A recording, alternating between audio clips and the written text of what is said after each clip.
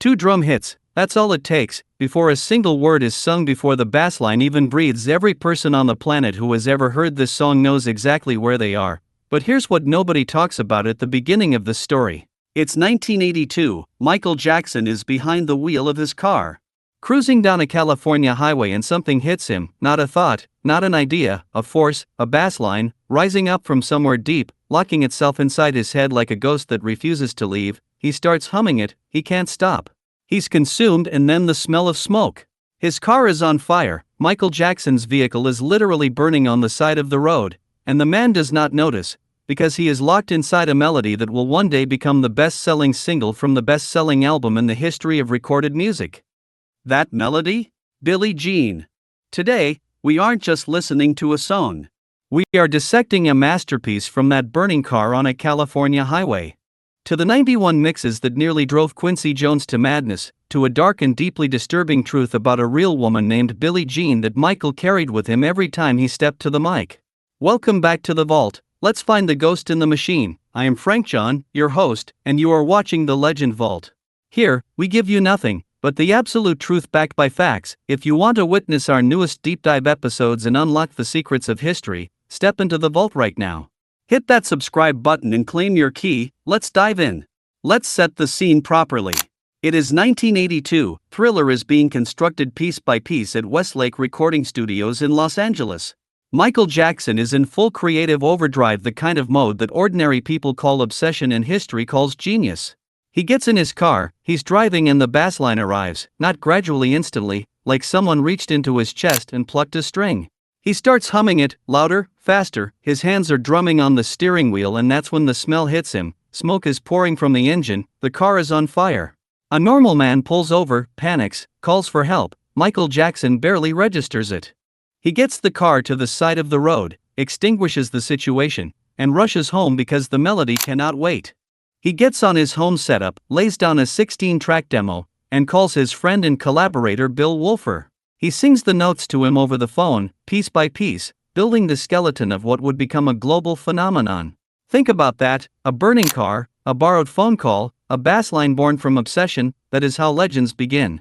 Now, let's talk about the science behind the sound, because this is where Billie Jean stops being a great song and becomes something else entirely. Something architectural. The man responsible for the sonic identity of this track was engineer Bruce Swedien, a studio wizard who had been working with Quincy Jones for decades.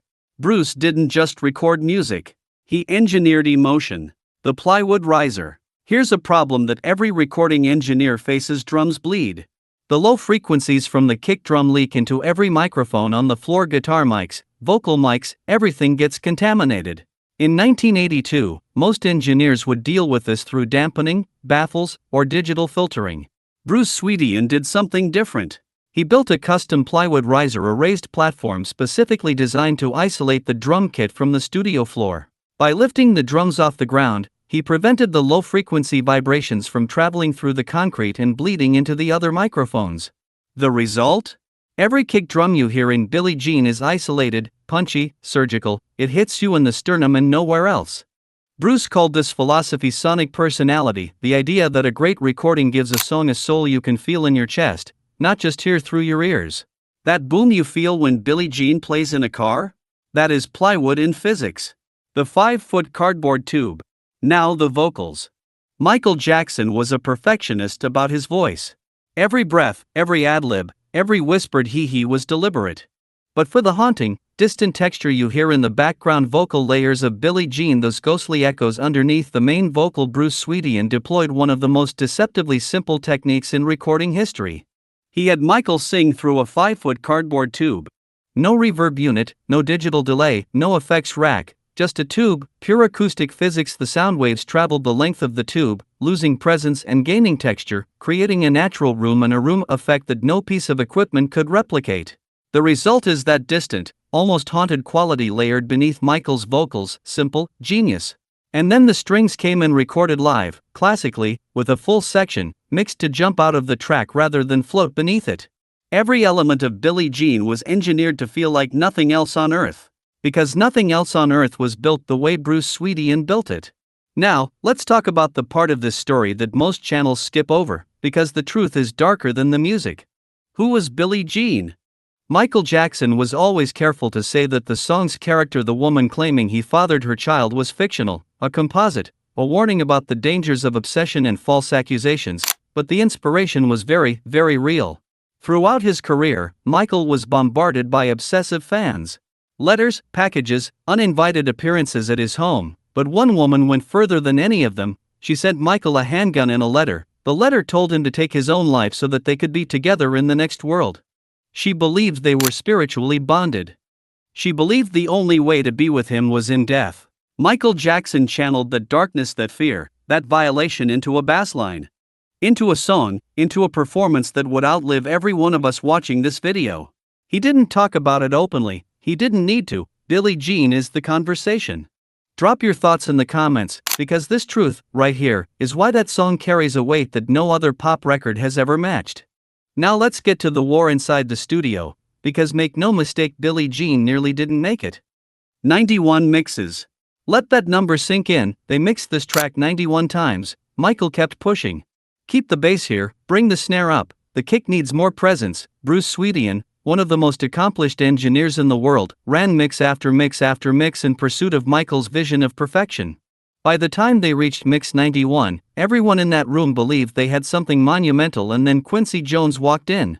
Quincy listened and Quincy was not convinced.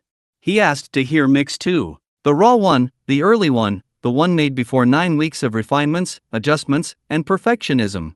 They played it and the room went quiet, not uncomfortable quiet, reverent quiet. Mix 2 was the one, that raw, unpolished, badass version is the mix that conquered the world. But that's not even the full story of the battle between these two giants. Quincy Jones wanted to rename the song. He hated the title Billie Jean, too close to tennis legend Billie Jean King, he argued. He pushed for the title Not My Lover, cleaner, clearer, less confusing. Michael refused, and then there was the intro, that iconic 4-bar bass line that plays before anything else comes in. Quincy thought it was too long.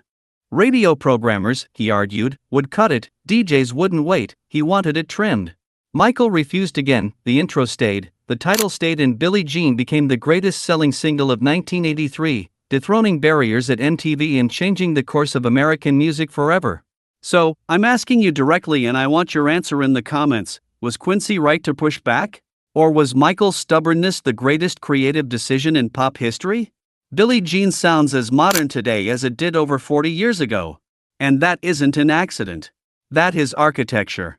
A burning car, a 16-track home demo, a plywood riser, a cardboard tube, 91 failed mixes, a rejected title, a defied producer, a dark letter from a disturbed woman, and one man's absolute, immovable refusal to let his vision be diluted. Every element of this song was built with a level of intentionality that the modern music industry has, with very few exceptions, abandoned. We live in a world of templates, presets, and AI-generated production, tracks made in an afternoon, mixed by algorithms, and launched before the ink is dry. And I want you to think about that, really sit with it. Does any song released in the last 5 years carry the weight of Billie Jean?